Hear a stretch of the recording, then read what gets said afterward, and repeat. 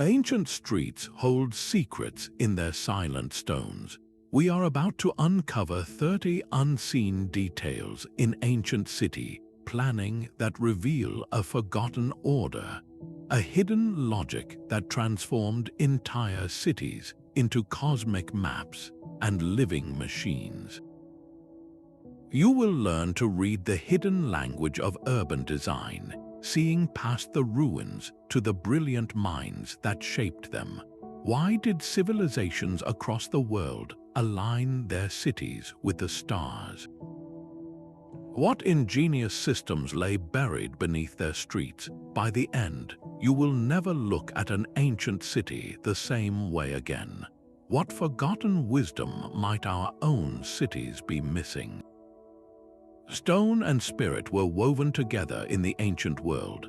The streets laid out by our ancestors were far more than paths for travel. They formed the arteries of a living entity, a city conceived as a sacred reflection of the cosmos itself. From the ziggurats of Mesopotamia to the pyramids of Mesoamerica, the act of founding a city was a ritual that connected the human realm to the divine.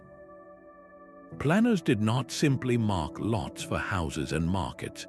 They charted celestial patterns onto the earth, aligning great avenues with the rising sun on a solstice or the path of a significant star. This was a profound attempt to bring cosmic order down to earth, to ensure that human life flowed in harmony with the universe. The goal was stability, a civilization built to last for ages. This sacred geometry governed everything from the grandest temple to the smallest alley, but the genius of these planners extended beyond the spiritual into the intensely practical. They engineered networks of water channels that could predict floods and store life-giving rain for dry seasons. They designed social spaces that reinforced community bonds and hierarchical structures, all within a master plan. They built defenses that used the natural landscape as a formidable ally. Modern researchers are still unraveling the complexity of these systems, realizing that our understanding of ancient engineering is only scratching the surface. These cities were holistic creations where advanced mathematics dictated the slope of a drain and astronomy set the orientation of a city gate. To see only random ruins is to miss the entire point. Every stone was part of a grand, intentional design. This forgotten worldview, which saw no separation between the practical and the sacred, is the key that unlocks the first category of these hidden urban secrets. The first clue to this forgotten order is written in the alignment of the streets themselves. Across the ancient world, main thoroughfares were laid out with a celestial precision that modern city grids almost never achieve. In Egyptian cities, the great processional avenues did not simply run north to south. They were oriented to frame the rising sun on the day of a solstice or a major festival. Imagine the power of that moment during a ceremony when the dawn light would flood the entire street, illuminating the path for priests and pharaohs in a blaze of divine radiance. This was architecture as a spiritual event. The Romans, masters of practical engineering, also embedded this cosmic thinking into their most fundamental urban blueprint. The Cardo, the main north-south street, and the Decumanus, the primary east-west road, were often surveyed using astronomical markers.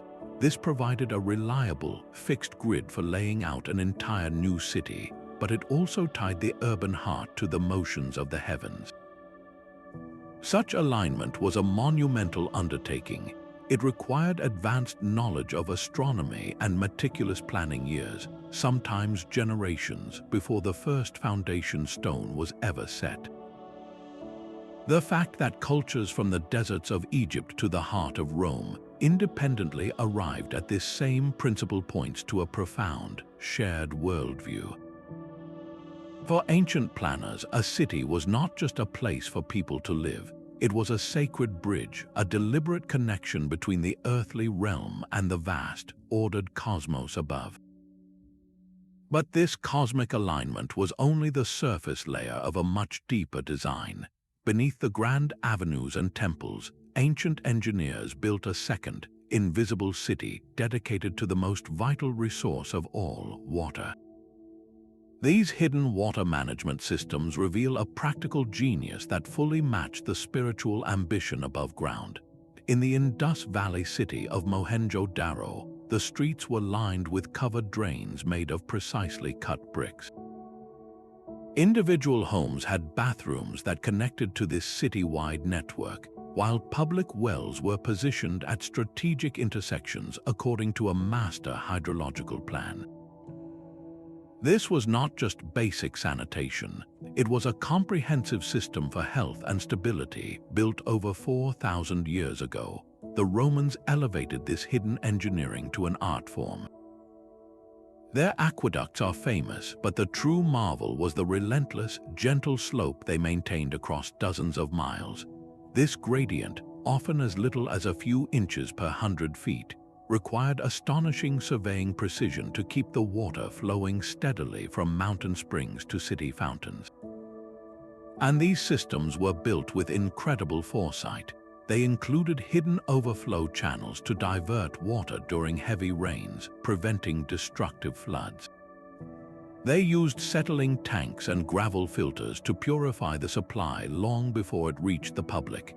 This unseen infrastructure was a masterpiece of hydrodynamics, a silent network that ensured public health and controlled the environment. The sophistication of these water networks rivals modern approaches in their holistic thinking.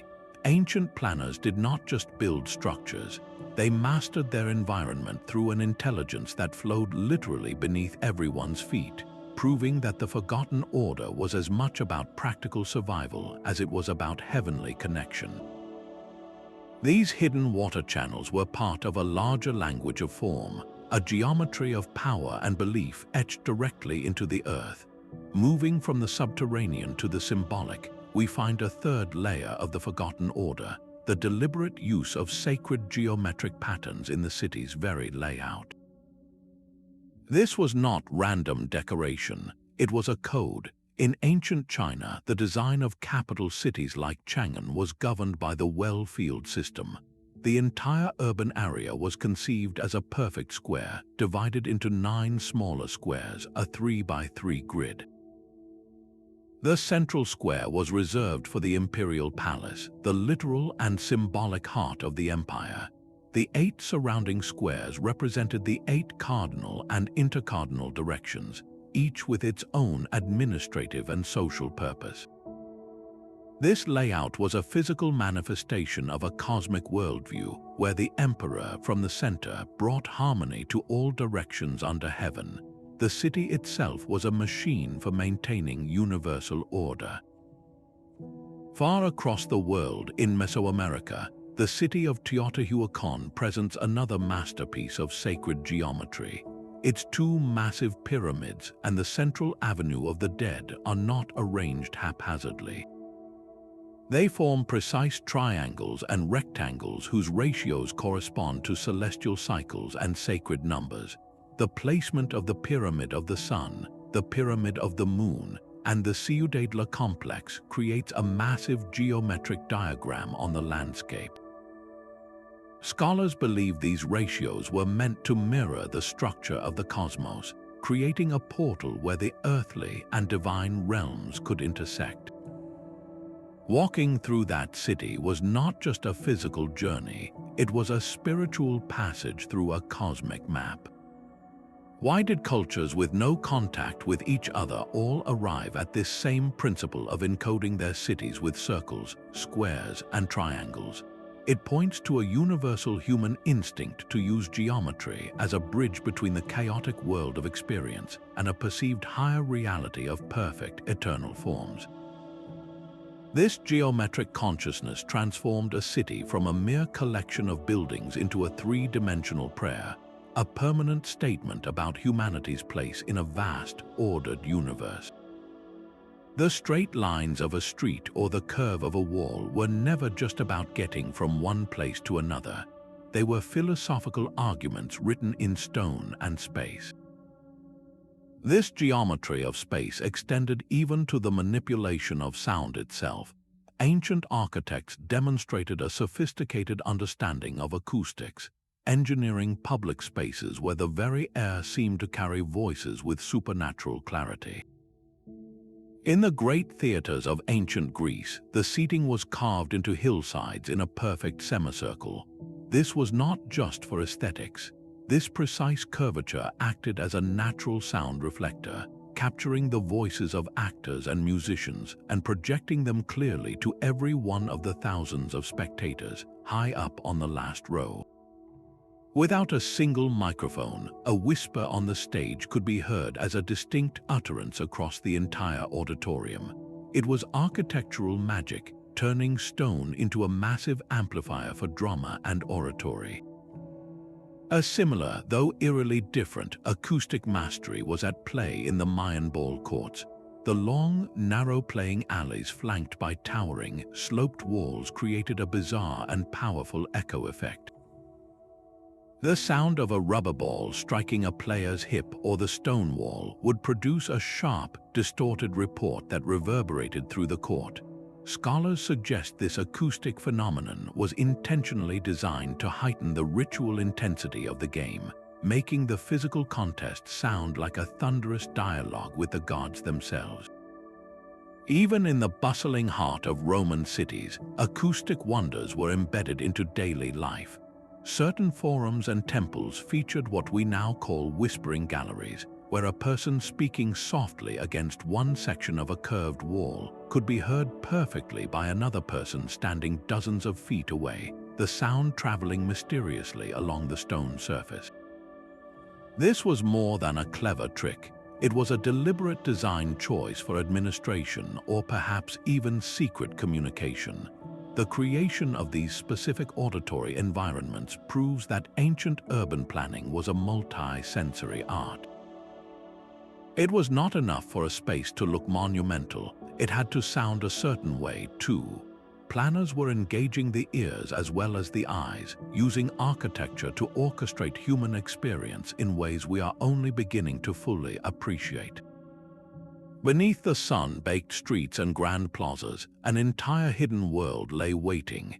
Ancient planners did not confine their genius to the surface. They carved out intricate networks of subterranean pathways that served a dual purpose, blending urgent practicality with deep spiritual meaning. In the sprawling temple complexes of ancient Egypt, priests did not always walk in the open.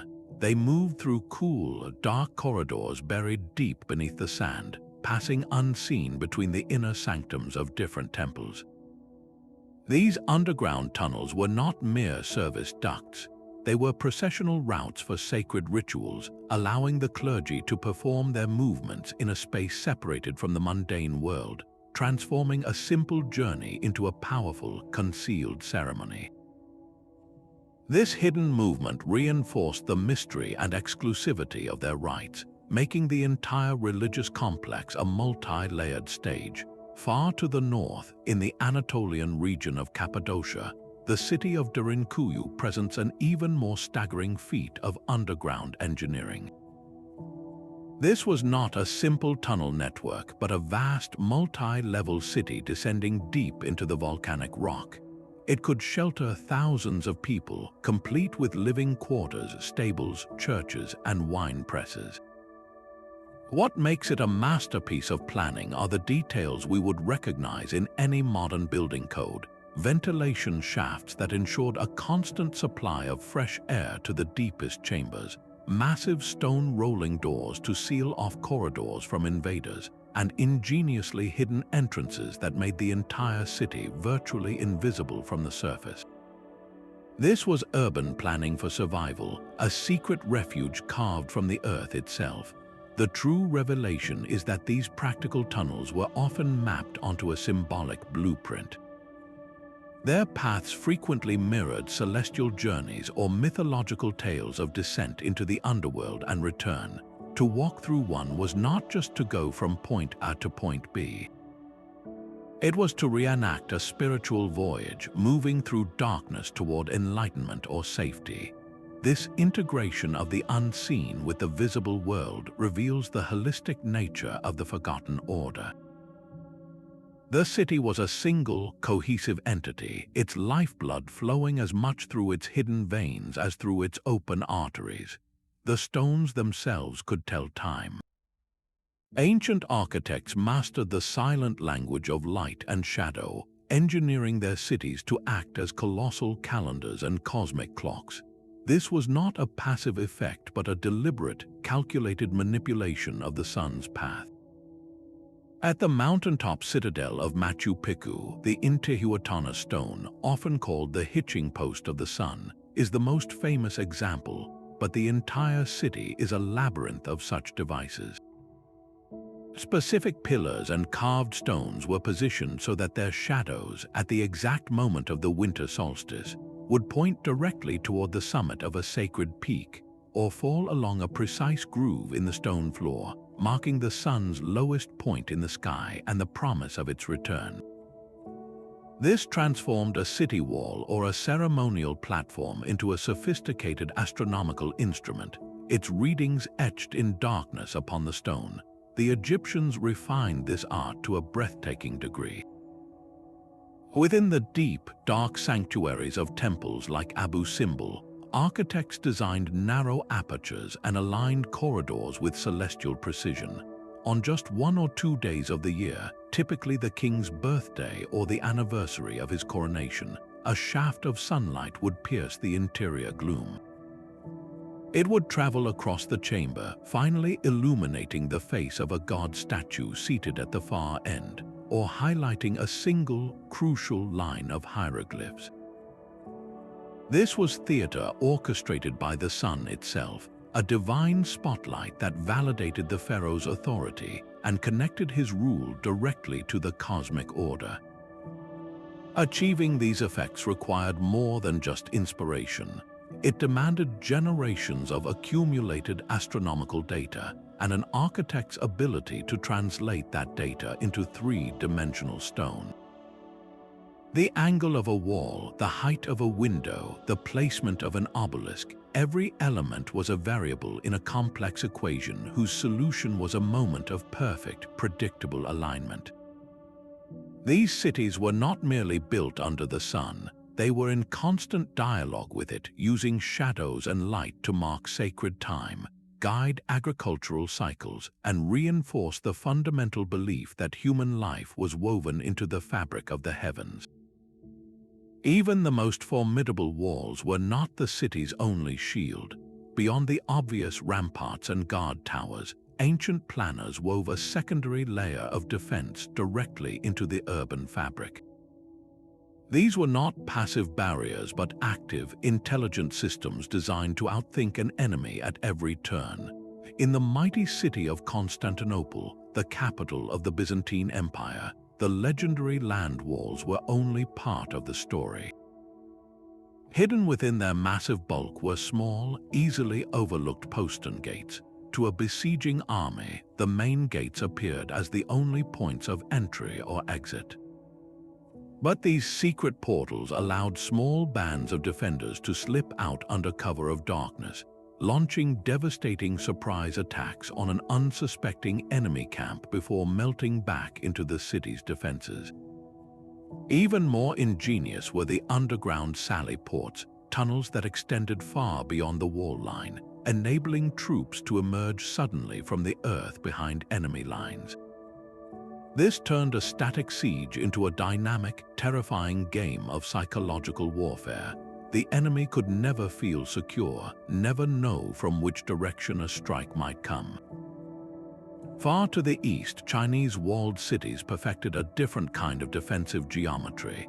The main gate was almost never a simple, straight opening through the wall.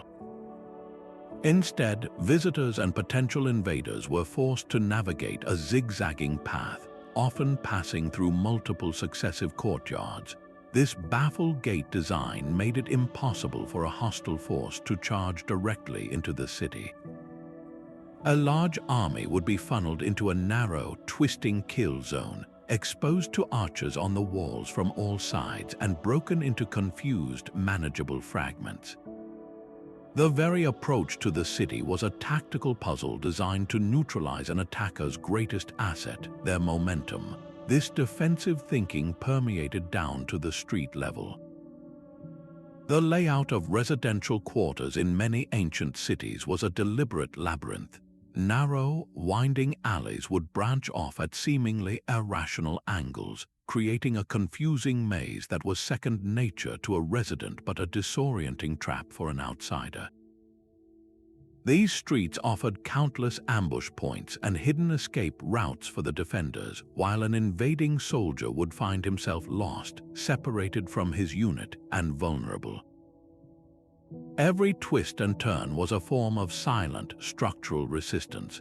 The true brilliance of this hidden defense was its dual nature. In times of peace, these winding streets were simply home.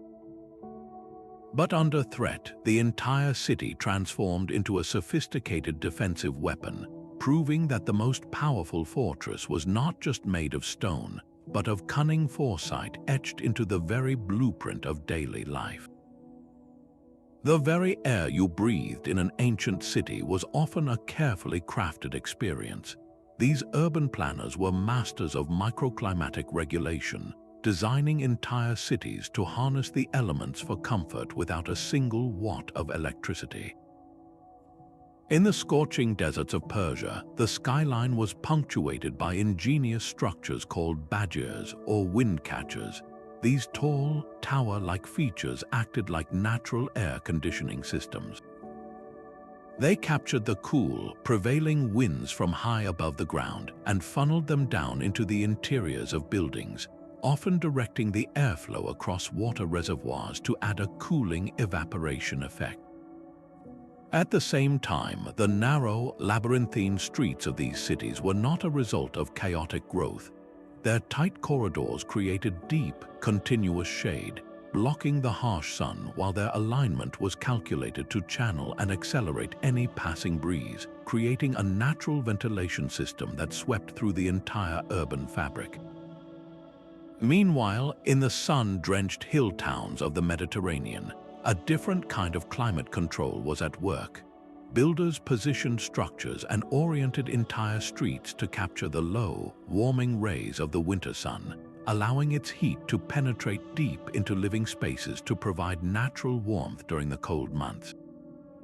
In the summer, the same buildings, with their thick walls and strategic overhangs, cast deep shadows, creating cool refuges that blocked the high, intense summer sun. This was not guesswork. It was a sophisticated, embedded understanding of solar geometry, air movement, and thermal mass, the principle that dense materials like stone and mud brick can absorb heat during the day and release it slowly during the cool night, stabilizing indoor temperatures. Modern sustainable architecture is only now rediscovering these passive design principles that ancient civilizations implemented on a city-wide scale.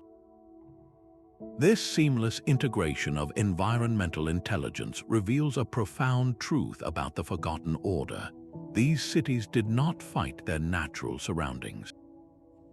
They listened to the whispers of the wind and the path of the sun, and they built themselves as partners to the forces of nature, creating harmony between human habitat and the earth itself. The mathematical harmony of a city was felt long before it was understood. A deeper layer of the forgotten order governed the very distances between buildings, a silent symphony of sacred proportion. Ancient planners did not simply place a temple or a public square where there was empty space. They positioned these structures according to rigid mathematical systems, creating relationships of pure harmony that resonated on a subconscious level. In ancient Greece, the placement of key buildings within the agora, the city's heart, was determined by harmonic ratios. The distance from a major temple to the council house, or from a stoa to a monument, might reflect the same perfect intervals found in a musical scale.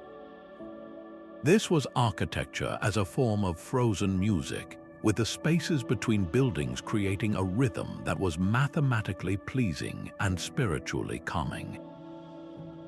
The entire urban environment was designed to elevate the human spirit through invisible, perfect number. This pursuit of mathematical order was a global phenomenon. In India, the construction of entire temple towns was dictated by the Shilpa Shastras, ancient texts that served as divine manuals for builders. These texts prescribed everything from the exact width of a main street relative to the height of the central temple tower to the proportions governing the smallest shrine. A city laid out according to these rules was believed to be a living embodiment of cosmic law, a physical form that channeled spiritual energy and maintained balance between the human and divine realms. The most famous of these hidden mathematical codes is the golden ratio, a proportion of approximately 1.618 to 1 found throughout nature. While its pervasive use is sometimes debated, evidence suggests it was intentionally used in the layouts of certain Egyptian temple complexes and later in the foundational plans of Roman towns. A main plaza's length to its width, or the distance from a city gate to the forum, might unknowingly conform to this aesthetically perfect ratio. Why would cultures dedicate such immense effort to embedding these invisible numbers into their cities? The answer lies in a fundamental belief that the universe itself was constructed from perfect mathematical principles. By replicating these principles on Earth, planners were not just creating beautiful cities. They were building a mirror of the cosmos, a place where human life could exist in a state of resonance with the divine order. To walk through such a city was to inhabit a prayer built from geometry and stone, where every step you took was measured against the silent, perfect logic of the heavens. Messages could fly across mountains long before the invention of the telegraph. Ancient planners engineered hidden communication networks that turned entire cities and landscapes into a single, rapid information system. The Inca Empire mastered this with the Quhapacñan, an immense road network spanning thousands of miles through some of the most rugged terrain on Earth. But the true genius lay not in the roads themselves, but in the tambos, the way stations positioned at intervals of roughly 1 day's run. These were not random rest stops. Their placement was a feat of logistical calculation, situated at the precise distance a trained runner, or chasqui, could cover at top speed before handing his message to a fresh relay. A message or a parcel of fresh fish for the emperor could travel from the coast to the highland capital of Cusco in under 3 days, a speed that would not be surpassed in the Andes for centuries. This was a living, breathing internet of people, a system that bound a vast empire together with the rhythm of human feet. Across the world, in the flat river plains of Mesopotamia, a different kind of speed was achieved. There, the dense urban fabric itself became the medium. Rooftops were often flat and interconnected, forming elevated highways high above the crowded streets. Watchmen and messengers could move quickly across the city from one district to another without ever touching the ground. More importantly, they used elevated platforms and towers for visual signaling. A coded series of flashes from a polished shield or a plume of smoke during the day, or the controlled light from a fire at night, could relay a complex message from one city to the next in a matter of minutes. An approaching army, a change in the river's height, or an imperial decree could be known across the kingdom with astonishing speed. This integration of communication into the urban fabric reveals a profound priority for ancient administrators. They understood that an empire was not just built on stone and soldiers, but on the flow of information. The ability to know what was happening in distant provinces and to react faster than your rivals was the ultimate strategic advantage. These hidden networks of runners and signals were the nervous system of ancient civilization, a forgotten order that pulsed with urgent, silent conversations across vast and silent lands. The sky itself was a clock, and its gears were hidden in plain sight. Entire buildings were designed as covert observatories, their celestial functions woven so seamlessly into their architecture that they appeared to be nothing more than temples or towers. A simple doorway in a Mayan pyramid was not just an entrance, it was a precise astronomical instrument, a frame that captured the light of Venus at its most brilliant rising, or the sun on the equinox, casting a dagger of light across a specific marker deep within the temple. The pyramid was both a place of worship and a giant stone sighting tool, its stairs, corners, and portals all calibrated to track the slow dance of the planets. Far across the Atlantic, the Neolithic monument of Stonehenge embodies this principle on a vast, open scale. Its massive trilithons and carefully positioned heel stone create a series of lethal alignments. On the summer solstice, the sun rises directly over the heel stone, its rays flooding into the center of the circle. Other stones align with the most extreme rising and setting points of the moon during its complex 18.6-year cycle. This was not a random collection of boulders, it was a permanent, predictable calendar etched into the landscape, allowing its builders to mark the seasons with celestial certainty. This integration of astronomy into the built environment reveals a society where the cosmic and the civic were inseparable.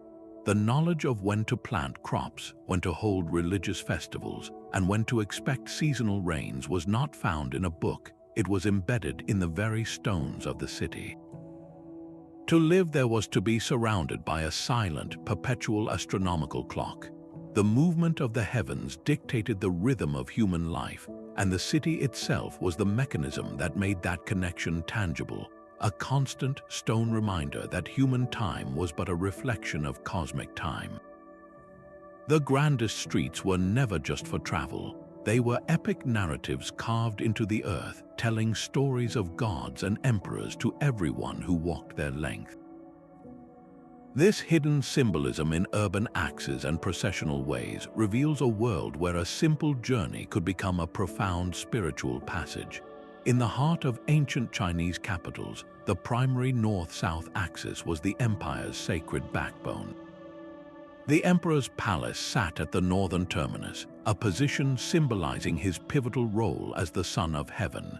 His very residence anchored the axis, creating a tangible link between the celestial pole of the northern heavens and the ordered human world below. Every official, every foreign envoy approaching the palace along this central avenue was physically reenacting this cosmic hierarchy, moving from the mundane south toward the divine north. This was not merely urban design, it was political theology written in stone and space, a constant, silent reinforcement of the imperial mandate. A similar, though solar, narrative unfolded along the processional ways of Egyptian cities. The great avenue leading to a temple like Karnak was a physical representation of the sun god Ra's daily journey across the sky.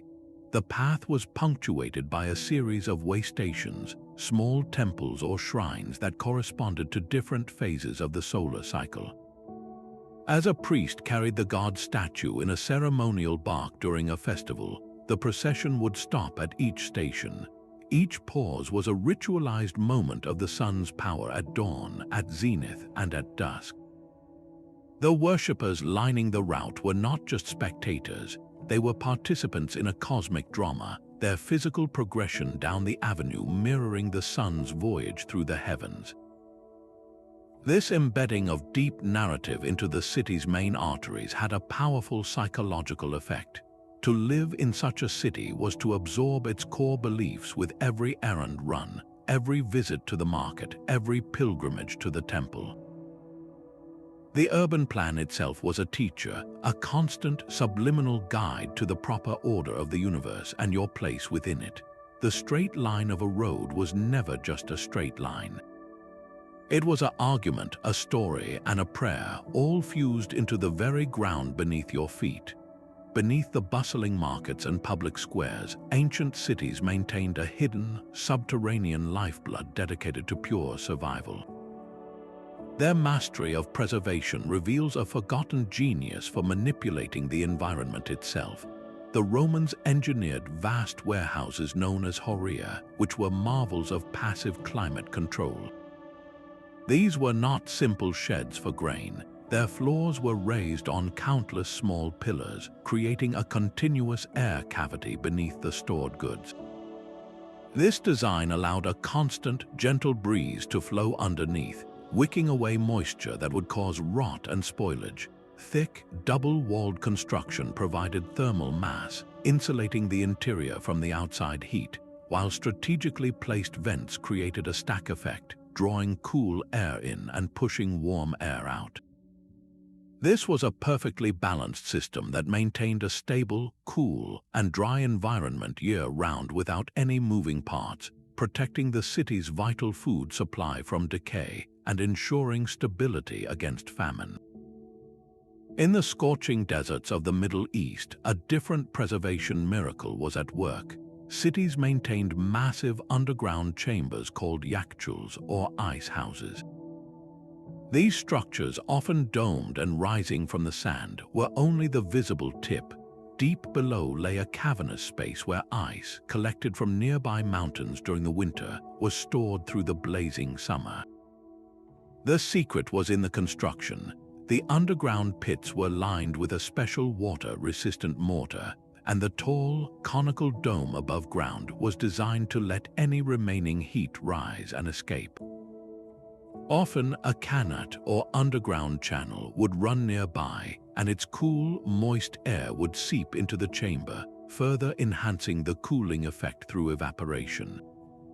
It was a refrigeration unit powered entirely by architecture and physics. These were not isolated experiments. They represent a profound, widespread understanding of thermodynamics and material science applied with breathtaking foresight. The ability to store food and preserve ice was not a luxury. It was the foundation of urban resilience, a hidden infrastructure that granted a city true self-sufficiency. This silent, subterranean network was as vital to the city's health as its water supply or its defensive walls, a testament to planners who thought not in seasons, but in generations.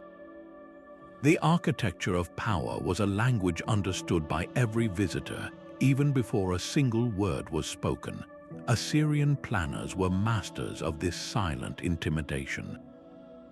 As an envoy approached the capital, their journey was a carefully orchestrated descent into submission. The path to the royal palace was not a grand, open boulevard. It was a progressively constricting corridor, flanked by immense stone walls carved with terrifying reliefs of winged bulls and lion-headed demons. These Lamashu guardians, with their 5 legs creating an illusion of perpetual motion, seemed to watch your every approach. The very space around you narrowed, forcing you closer to these colossal figures, shrinking your sense of self with every step. By the time you reached the throne room, you had been psychologically prepared for an audience not just with a king, but with a near-divine force.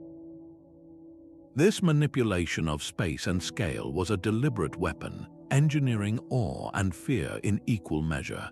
Across the ocean, the Aztecs achieved a similar psychological effect through a different architectural drama. Their ceremonial centers were designed not for a gradual approach, but for a sudden, breathtaking reveal. A visitor would navigate a maze of smaller, enclosed courtyards and platforms, their view carefully controlled by high walls. Then, without warning, they would emerge into the vast, open expanse of the main plaza.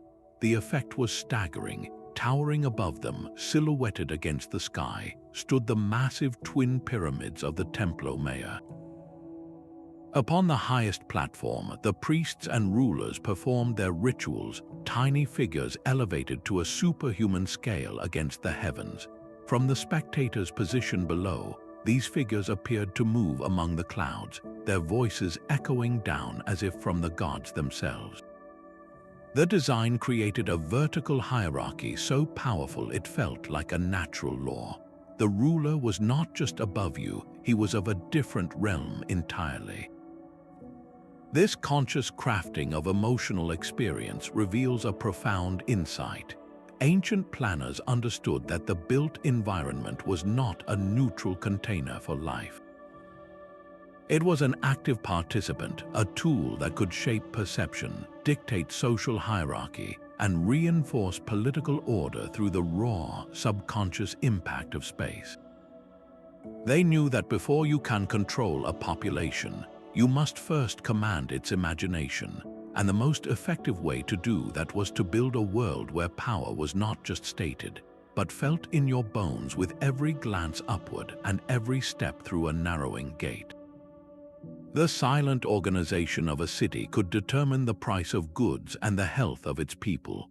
This unseen economic order was a master plan of production and trade, a hidden logic that placed every workshop and market stall according to a sophisticated understanding of supply chains and social structure. In a Roman city, you would never find a tannery next to a wealthy senator's villa. The foul-smelling process of treating animal hides, along with other noxious industries like pottery kilns and metalworking forges, was deliberately zoned on the city's outskirts. Planners positioned these essential but unpleasant operations downstream on the river, ensuring that waste did not pollute the upstream water supply for drinking and bathing. More importantly, they were placed downwind of the residential districts, so the constant smoke and stench would be carried away from the population center. This was an early, brilliant form of environmental regulation and urban planning, acknowledging that a city's economic engine required smart spatial management to protect the quality of life for its citizens. A similar, though more intricate, economic intelligence governed the medieval Islamic city. The bustling souk was not a chaotic jumble of shops. It was a meticulously organized ecosystem of specialized districts. The street of the perfumers, with its intoxicating scents, would be deliberately separated from the street of the tanners. The goldsmiths and jewelers, dealing in high-value goods, would be clustered in a secure, easily monitored area, while the noisy coppersmiths would have their own dedicated lane. Behind the vibrant commercial front of each shop lay a hidden world of production. A single doorway might lead to a labyrinthine courtyard complex housing workshops, raw material storage, and even living quarters for the artisans. This vertical integration, hidden from the main thoroughfare, allowed for incredible efficiency and quality control, from raw material to finished product, all within a single urban block. This economic zoning was about more than just logistics. It reinforced the social hierarchy, grouping craftsmen into powerful guilds based on their trade and creating distinct urban identities for each neighborhood. The entire city functioned as a sophisticated economic engine, its productivity and social harmony directly linked to this invisible, deliberate map of labor and commerce. The flow of goods and money was as carefully planned as the flow of water, proving that the forgotten order was as much about economic vitality as it was about cosmic alignment. A city's most powerful monuments were sometimes not built by human hands at all. The 16th unseen detail lies in the ceremonial alignment with natural landmarks, where planners turned the distant horizon into a permanent part of their sacred architecture. In the high Andes, an Incan city did not simply offer a beautiful view of the mountains. Its most important temples and ceremonial platforms were positioned with painstaking precision to frame one specific sacred peak or apu. These mountains were considered living deities, sources of water and protection. By aligning a window, a gateway, or an entire building to perfectly capture the site of that peak, the planners created an unbreakable visual bond between the community and its divine guardian. This was more than scenery. It was a constant, silent reminder that the city existed under the mountain's watchful gaze, its fate intertwined with the snows upon its summit. Half a world away in Southeast Asia, the same principle governed the placement of sprawling temple complexes like those at Angkor. The central tower of a temple was not just oriented toward the cardinal directions. It was often aligned to point directly at a distant, perfectly shaped volcanic mountain, or to sit at the precise confluence of two rivers. These natural features were believed to be points where spiritual energy converged, nodes of power in the landscape. By building their temple to align with this existing power, the Khmer engineers were plugging their human-made structure into a cosmic circuit, harnessing the land's innate sacredness to amplify their own spiritual endeavors. This practice reveals a worldview with no separation between the natural and the built environment. A river was not just water, it was a serpent deity. A mountain was not just rock, it was a throne for the gods. The city planners were not imposing their will upon the landscape. They were listening to it, reading its sacred text of peaks and rivers, and then carefully positioning their own creations to complete a sentence written by the earth itself. To stand in that Andean city and look through the ceremonial gate was to see exactly what the priest saw, to understand your place in a hierarchy that stretched from your own feet to the summit of a god.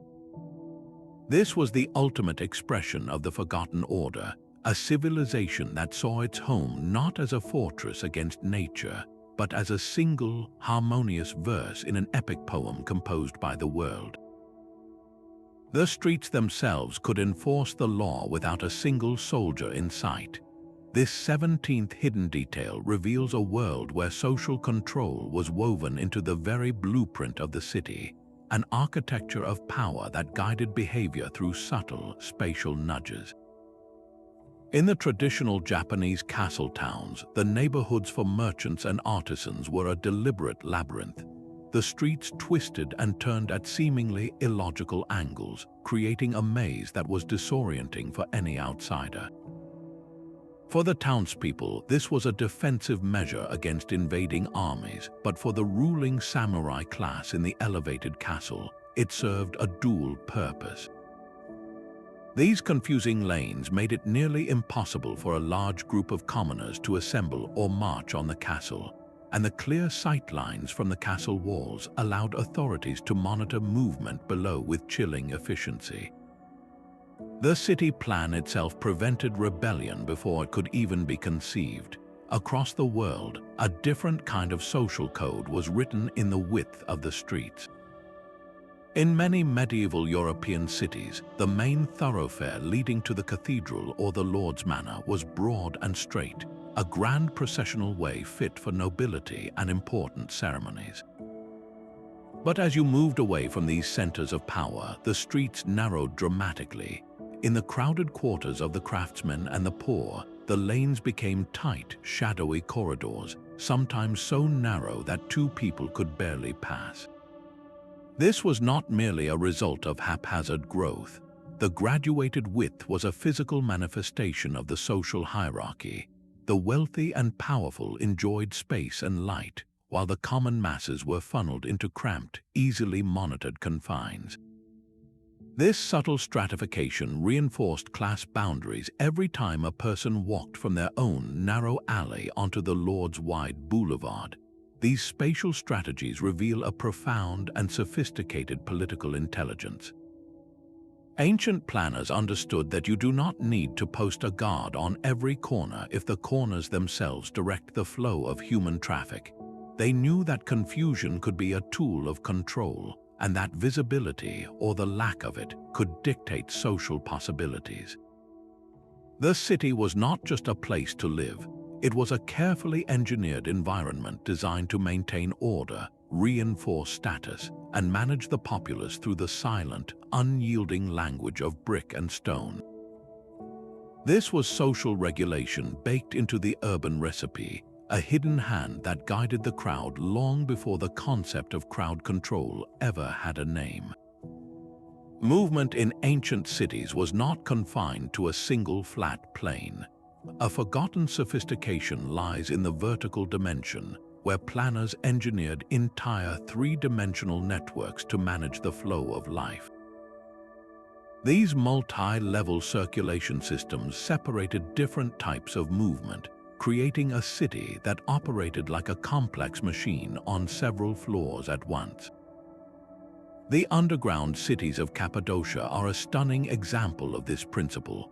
They were not just simple tunnels, they were meticulously planned vertical settlements.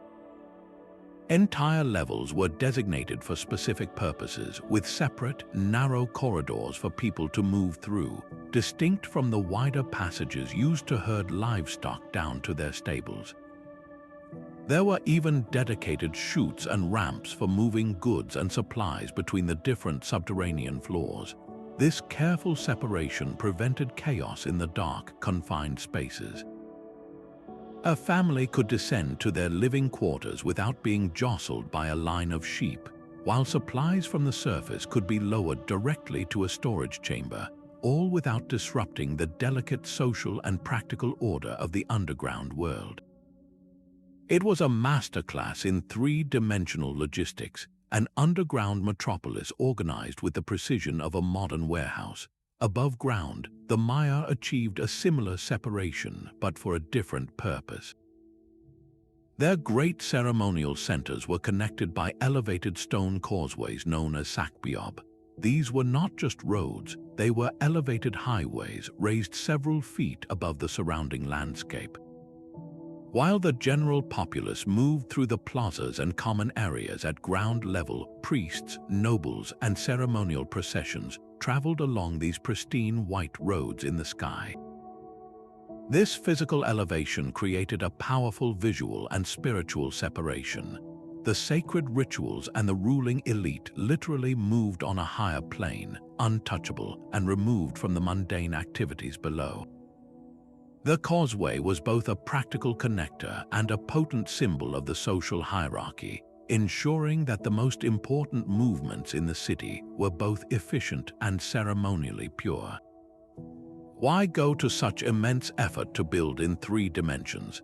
It reveals a leap in urban planning thought, a move beyond flat, two-dimensional maps. These ancient engineers were thinking in terms of volume and flow, understanding that the most efficient and harmonious city was one where different streams of life did not have to collide. They were building not just across the land, but through it and above it, creating a layered urban experience that optimized every cubic foot of space for a specific, intentional purpose. Food was grown in the very heart of the city. This 19th hidden detail reveals a forgotten art of agricultural integration, where planners wove farming directly into the urban fabric, transforming cityscapes into living, breathing sources of sustenance. In the heart of the Aztec capital, Tenochtitlan, the solution to feeding a massive population was not sprawling fields outside the walls, but a network of aquatic gardens known as chinampas. These were not simply floating rafts. They were ingenious artificial islands constructed by weaving together reeds and stakes, then piling them with nutrient-rich mud dredged from the lake bottom. The chinampas were anchored to the lakebed, creating a grid of fertile plots separated by canals. This was more than farming. It was a masterwork of hydrology and soil science. The canals acted as both transportation routes and a constant source of irrigation, while the water itself moderated the microclimate, protecting crops from frost. The system was so productive that some historians believe it could yield up to 7 harvests a year, turning the city itself into a verdant, food-producing machine. Far across the world, in the sun-baked cities of Mesopotamia, a different kind of urban agriculture flourished upward. With precious little ground-level space, planners looked to the rooftops. Homes were designed with flat, sturdy roofs that could support the weight of container gardens and even small trees. Courtyards, the private hearts of every household, were not left as barren stone. They were carefully cultivated with fruit trees, vegetables, and herbs. This was not just a hobby, It was a vital component of the family diet, providing fresh, daily produce.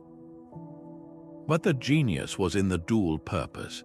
These rooftop and courtyard gardens acted as a natural insulation layer, their soil and vegetation absorbing the intense solar heat that would otherwise bake the living spaces below.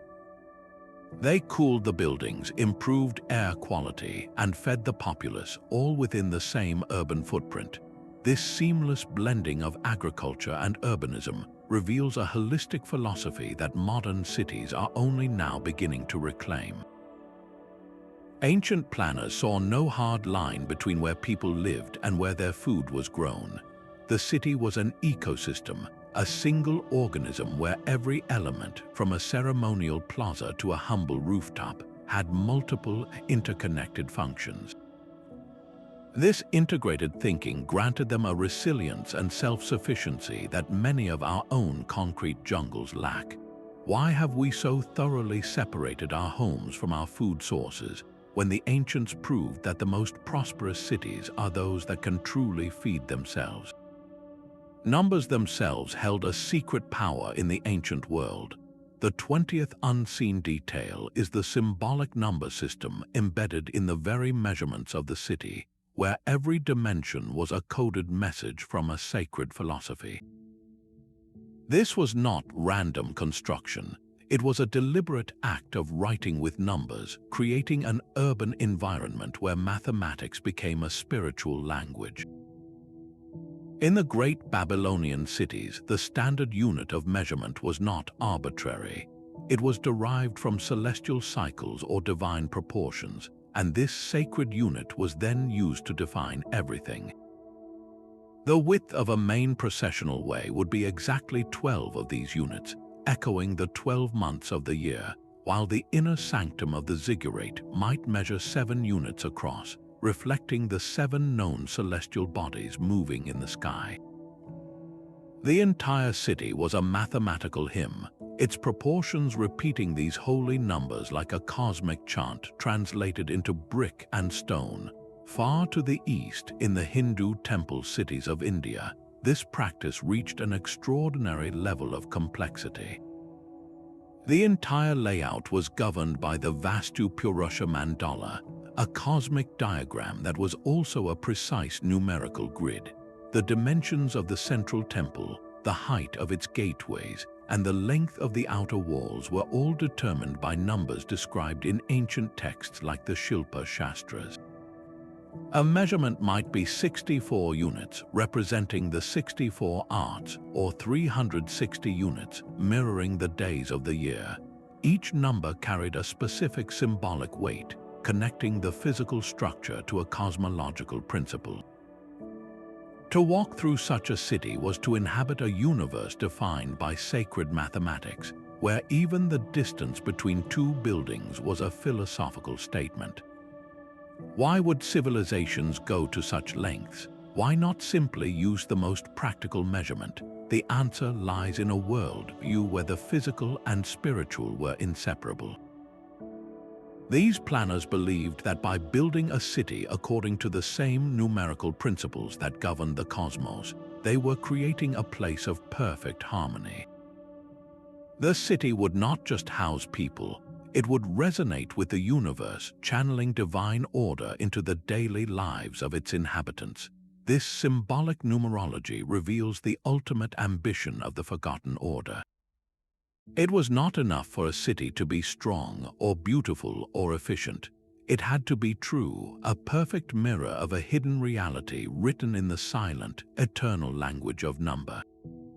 The true test of a city's genius was not how it handled a sunny day, but how it weathered a storm.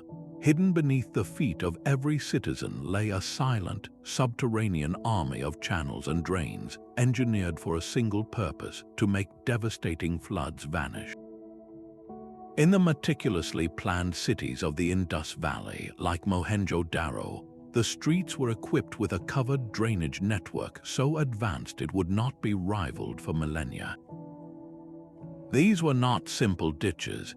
Each drain was built from precisely fitted bricks and laid with a subtle, calculated gradient that ensured water would flow away relentlessly, preventing stagnant pools where disease could breed. But the real mastery was in the details. Small, brick-lined sedimentation tanks were installed at regular intervals along the drains. As water rushed through, these tanks would capture silt, sand, and debris, allowing the clean water to flow onward.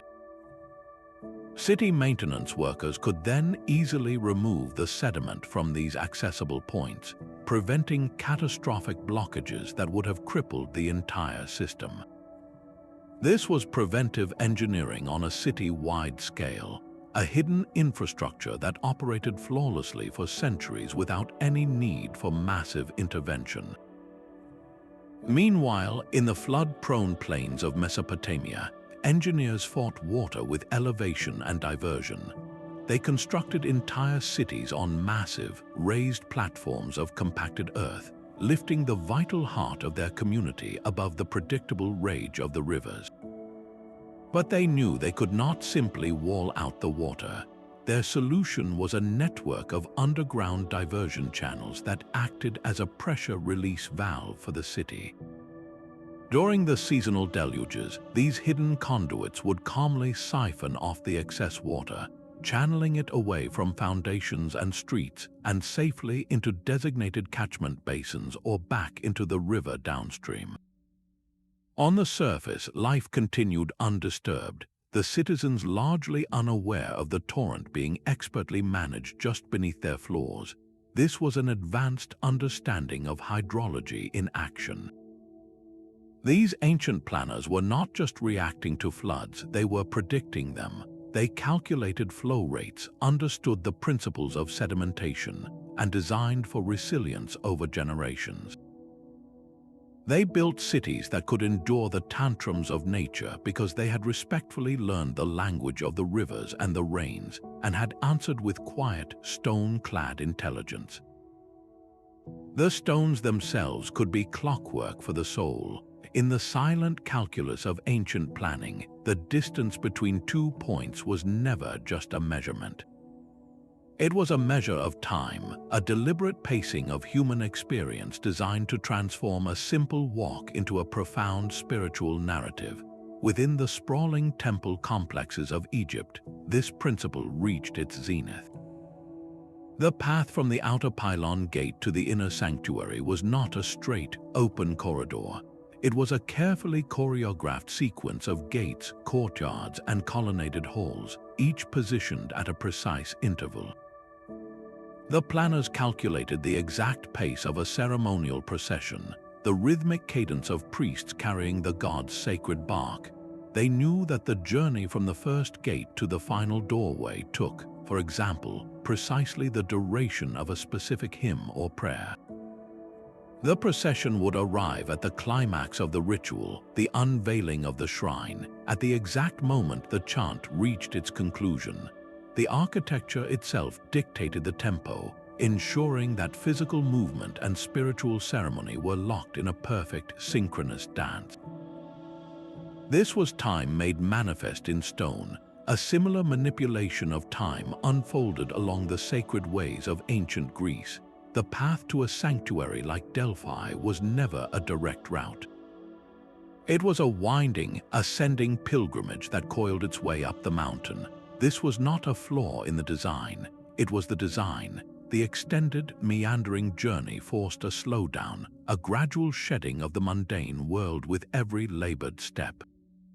The travelers' anticipation was stretched thin, their focus sharpened. By the time they finally rounded the last bend and the temple colonnades came into sudden, breathtaking view, they had been psychologically prepared for revelation. The long, forced duration of the journey was as important as the destination itself, creating a reservoir of emotional and spiritual tension that made the final arrival feel less like an arrival and more like a transformation. These planners understood something we often forget in our rush from place to place. They knew that the value of an experience is not just in its endpoint, but in the quality of the journey taken to get there. They engineered time, using space as their medium, to craft rituals that resonated on a deeply human frequency. The city was not just a place to be, it was a sequence of moments to be lived, a carefully orchestrated symphony of movement and meaning where every step was a note and every gateway a rest in the celestial score. A city's true wealth flowed not just within its walls, but along the invisible threads that connected it to the world. The 23rd hidden detail uncovers these strategic ties to global commerce, where entire urban layouts were shaped to serve as perfect engines for trade. Consider the booming oasis cities along the Silk Road. Their design was a masterclass in logistical foresight. The sprawling caravanserais, the fortified inns for merchant caravans, were not placed randomly outside the city gates. They were positioned at a very precise distance, a full day's camel journey from the bustling central market. Why this exact spacing? Because it created a perfect rhythm for commerce. A caravan arriving at dusk would find safe lodging, stables for its weary animals, and a place to secure goods. The next morning, the merchants could make the final, short trek into the city with their most valuable wares, arriving fresh at the market at the peak of the trading day. The city itself was the final piece of a continent-spanning supply chain, its heartbeat synchronized to the plodding pace of the camel. This was economic planning on an epic scale. Meanwhile, on the Mediterranean coast, Phoenician port cities like Carthage demonstrated a different kind of trade genius, one that bowed to the sea itself. Their docks and warehouses were not laid out in simple, straight lines. They were carefully angled and positioned according to the dominant sea currents and the prevailing winds.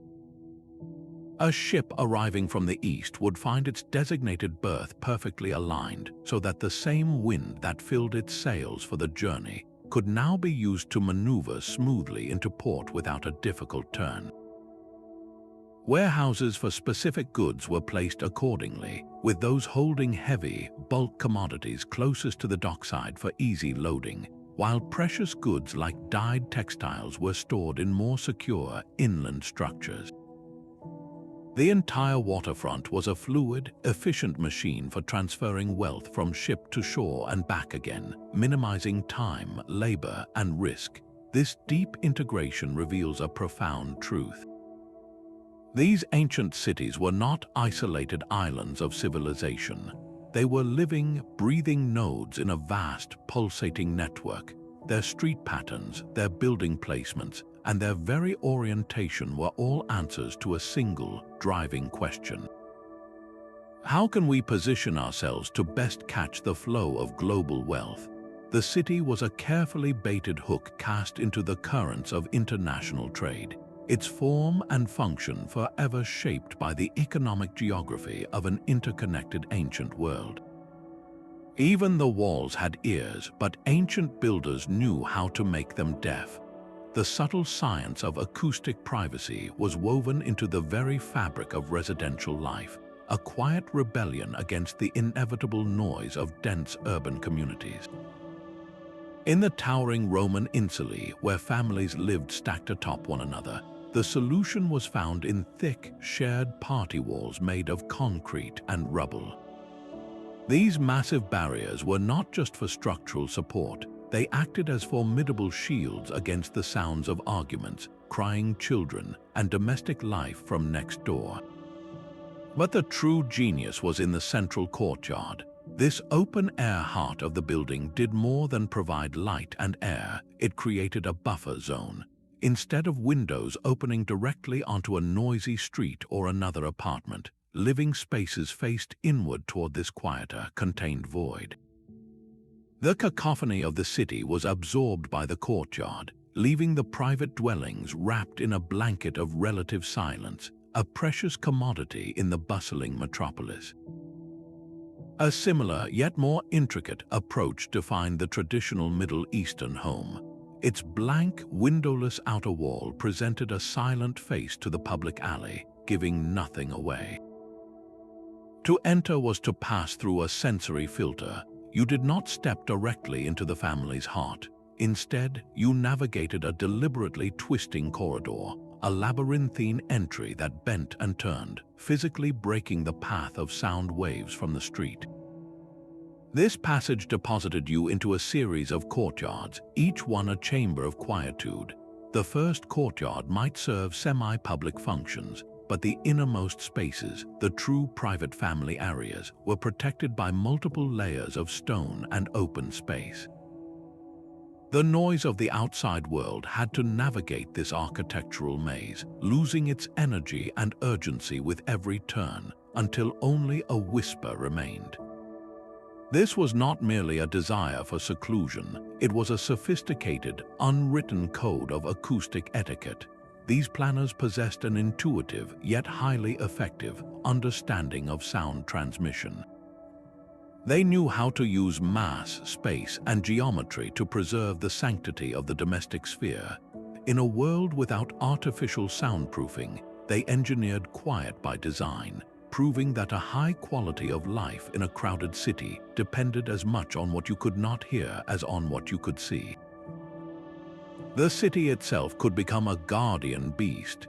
Ancient planners sometimes designed their greatest settlements not just as geometric patterns, but as colossal animal forms, etching protective symbols directly into the landscape. In China, the ancient capital of Chang'an was famously conceptualized as a celestial tortoise.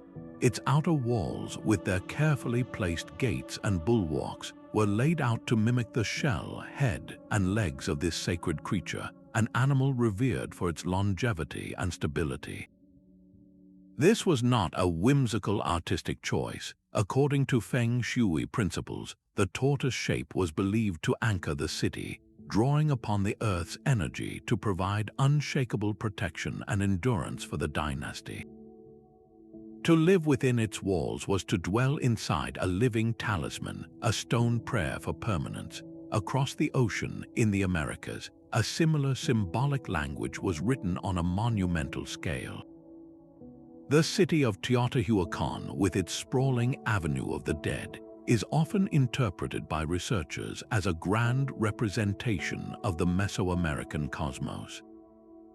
Yet some scholars propose that when viewed from the surrounding hills, the entire ceremonial center, with its pyramids and platforms, aligns to form the shape of a great bird, perhaps a sacred quetzal in flight.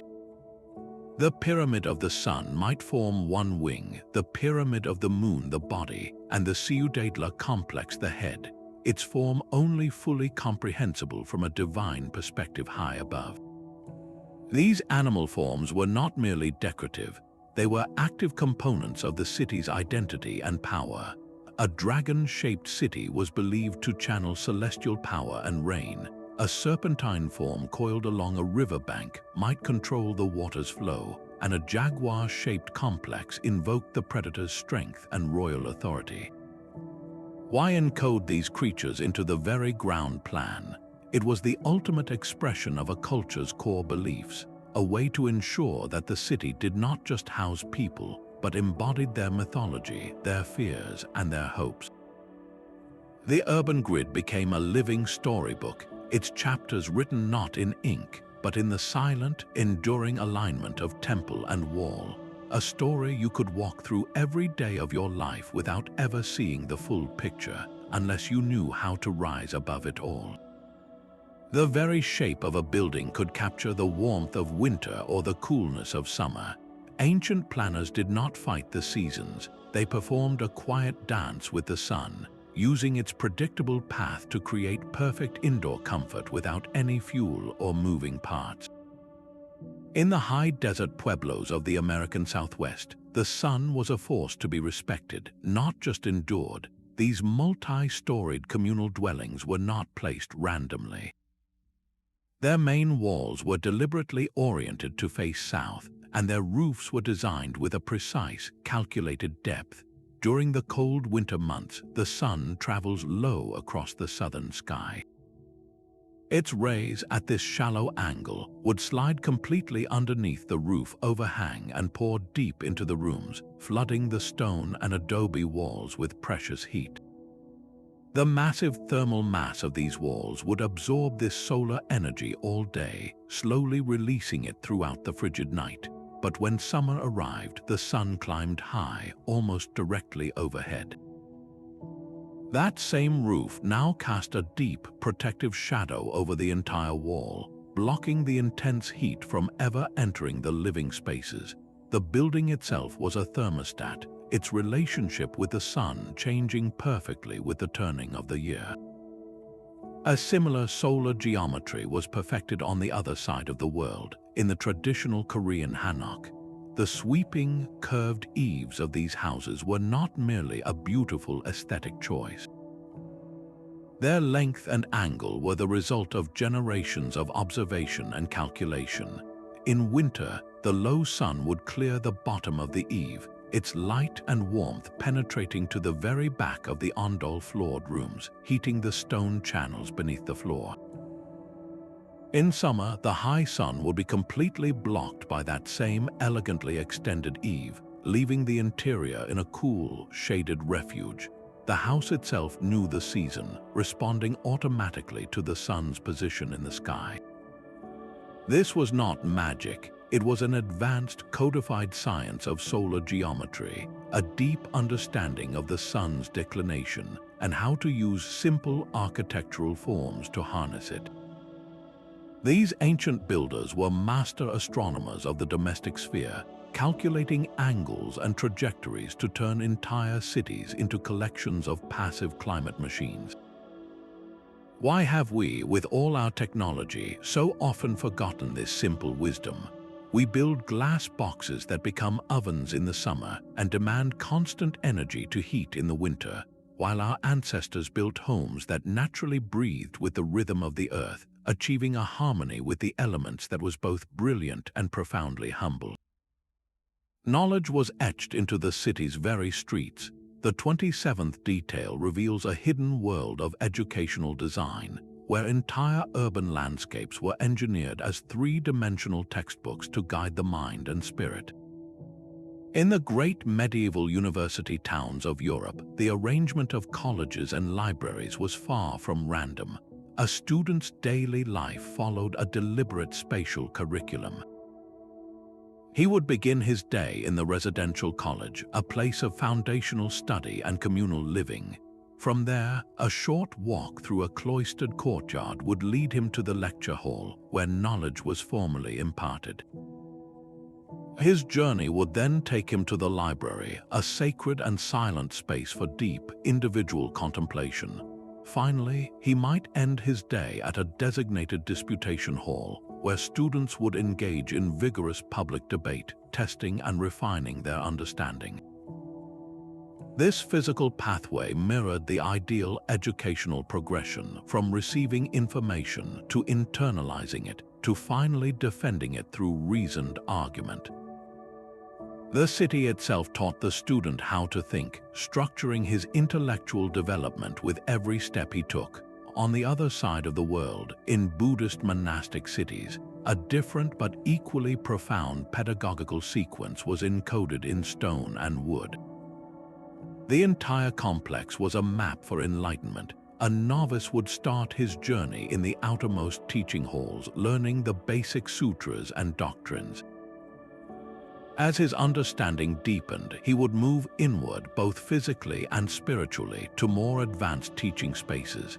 His path would lead him to the library, the repository of sacred wisdom, and then onward to individual meditation cells, where knowledge was turned inward in silent practice.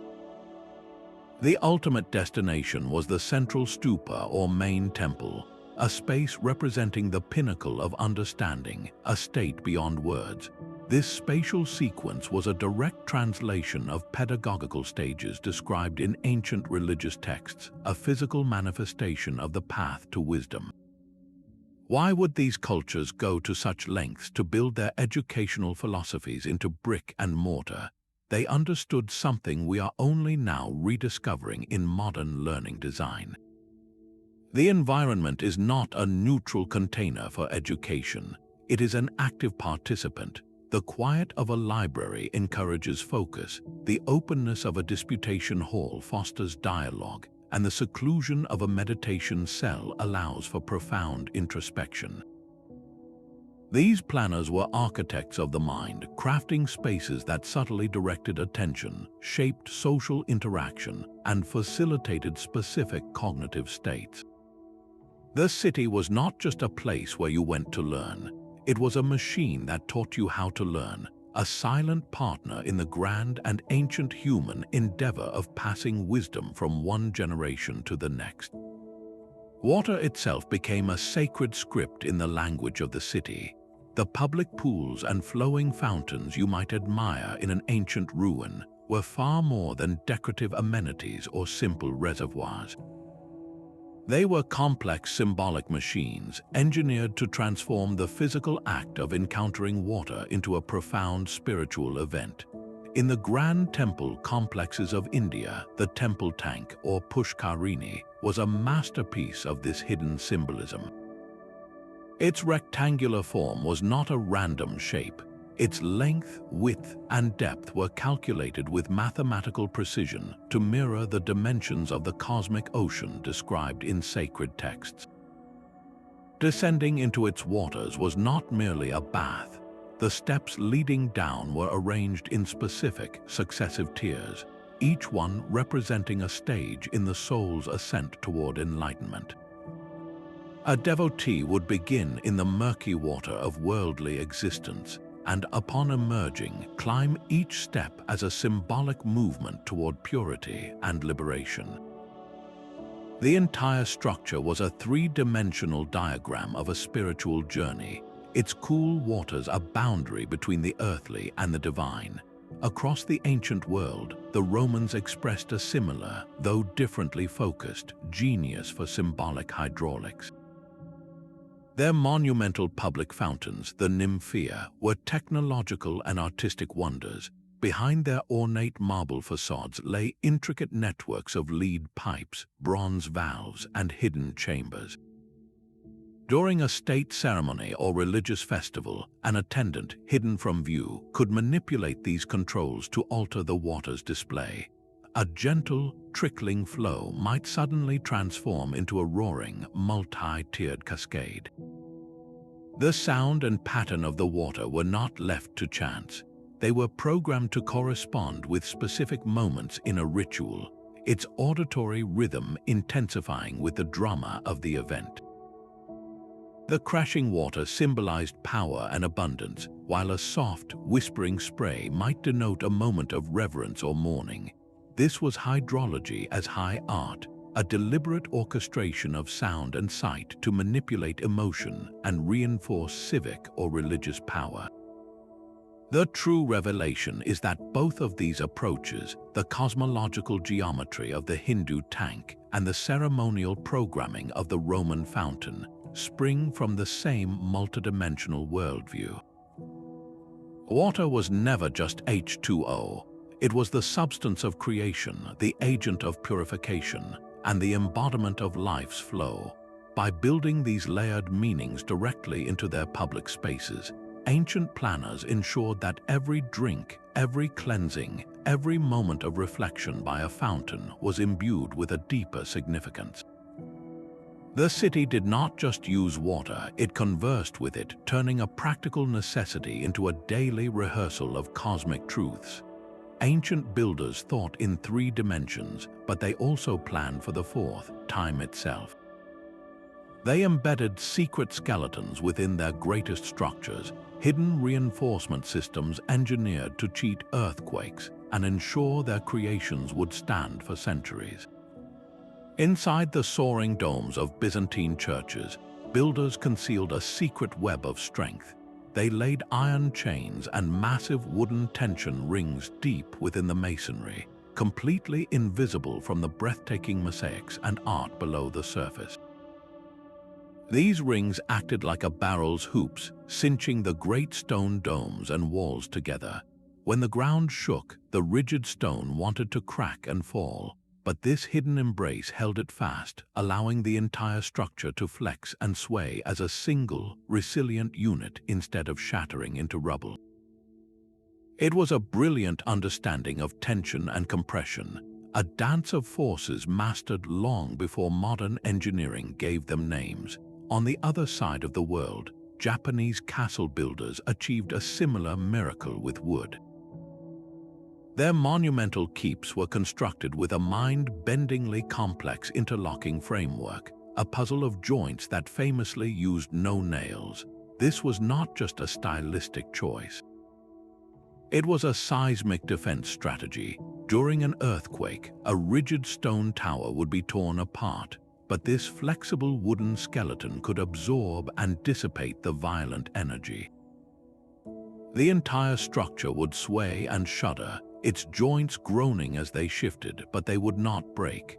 The castle was designed to dance with the quake, moving with the earth rather than fighting against it, and then settling back into its original, majestic form once the trembling stopped. These were not lucky accidents or mere tradition.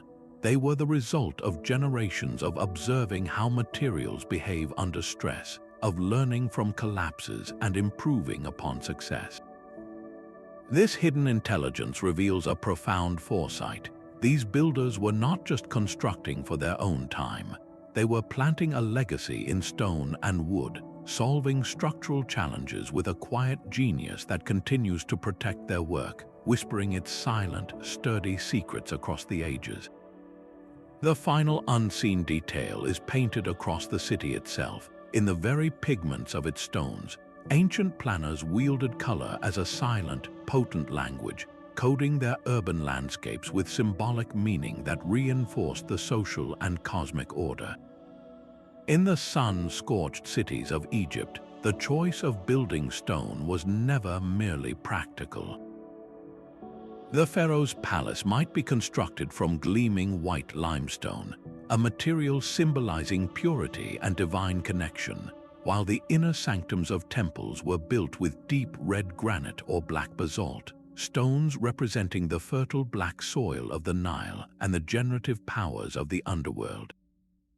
Common dwellings, by stark contrast, were made of simple, sun-dried mud bricks that blended into the earthy tones of the desert.